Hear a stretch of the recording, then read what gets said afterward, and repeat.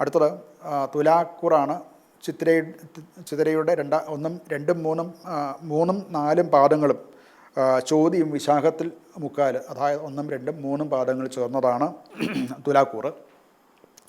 തുലാക്കൂറുകാർക്ക് അഷ്ടമത്തിലാണ് ഈ ആഴ്ച ശുക്രൻ വരുന്നത്.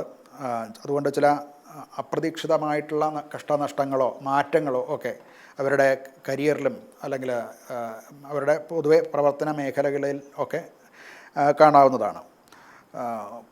ജോലിയിലും മറ്റും പുതിയ ഉത്തരവാദിത്തങ്ങളും ഒക്കെ കിട്ടും.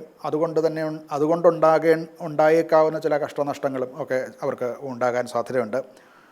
എന്നാൽ ധനപരമായിട്ട് കുറച്ച് ഒരു അനുകൂലമാണ്. മുൻപ് തന്നെ നമുക്ക് കിട്ടാനുള്ള ചില കടങ്ങളോ കിട്ടേണ്ട ധനമോ ഒക്കെ തിരിച്ചു കിട്ടാനുള്ള ഒരു സാഹചര്യം കാണുന്നുണ്ട്. ആരോഗ്യപരമായിട്ട് അത്ര അനുകൂലമല്ല.